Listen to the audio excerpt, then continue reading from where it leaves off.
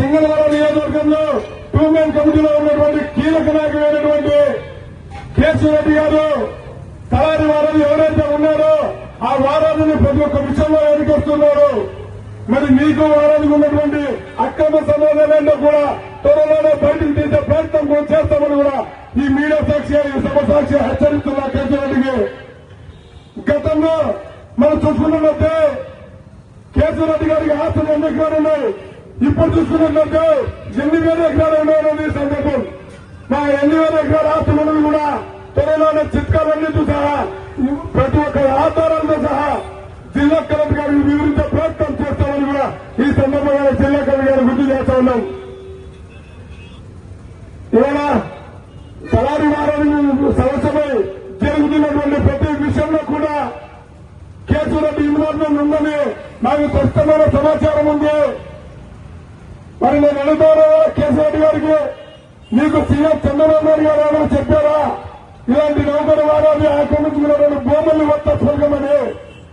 సింగనమల నియోజకవర్గంలో అభివృద్ధి కార్యక్రమాల వరకు అడుగు వేయాల్సినటువంటి బాధ్యతలు మర్చిపోయి ఇవాళ కేవలం ఎవరైతే భూ కబ్జాదారులు ఉన్నారో ప్రభుత్వ భూములు కబ్జా చేస్తున్న కబ్జాదారులు కొమ్ము కాసేవాళ్ళని వివరించడం కేశవరెడ్డి గారు ఇది సరైన నిర్ణయం కాదు, ఇది సరైన పద్ధతి కాదని కూడా ఈ సభాముఖంగా నేను కేశవరెడ్డి గారిని గుర్తు చేస్తా ఉన్నా. ఇప్పటికైనా తలారి వారానికి సపోర్ట్ ఇవ్వడం మానేస్తే మీకు భవిష్యత్తుగా మంచిదని కూడా ఈ సందర్భంగా గుర్తు చేస్తే, లేని పక్షాన కేశవరెడ్డి గారు మీరు చేసినటువంటి మీరు ఆక్రమించినటువంటి భూములు మీ దగ్గర ఉన్న ప్రభుత్వ భూములు ఏ విధంగా వచ్చినాయి, మీ పేరు మీద మీ బినామీ పేరు మీద ఎన్ని ఎకరాలు ఉన్నాయన్నది కూడా త్వరలో ప్రజాబలంతో పూర్తిగా విచారణ చేసి అన్ని ఏడాదిలో సహా జిల్లా కలెక్టర్ దగ్గర ప్రయత్నం చేస్తాం.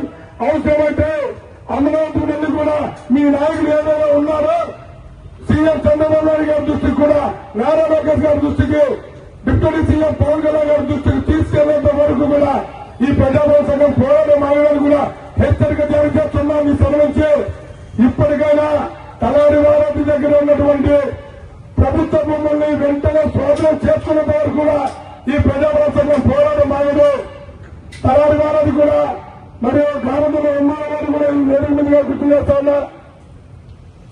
తలారి వారాలు అన్నారైనటువంటి కానిస్టేబుల్ గా పనిచేస్తున్నటువంటి కానిస్టేబుల్ మేము ల్యాండ్ అన్నది మేనేజ్ చేస్తాం. అక్కడ ఉన్నటువంటి ప్రజాభవన సంఘం నాయకులపై దాడి చేయండి, అక్కడ నీళ్ళ నిరోధం చేసేయకుండా ఆపండి, తర్వాత మేము పోలీసు వ్యవస్థతో మాట్లాడతామని చెప్పి రుచి కలిపినటువంటి పోరాటాలను కానిస్టేబుల్ హెచ్చరిస్తున్నాం. ఇలాంటి కాకమ్మ కథలో ఎక్కడైనా ఊళ్ళో పల్లెటూరులో చూసుకో, ఇక్కడ ప్రజాభవన సంఘం నాయకులుగా పోరాటాలు చేస్తున్నటువంటి వ్యక్తుల మీద దాడి జరిగితే అందుకు రెండుతో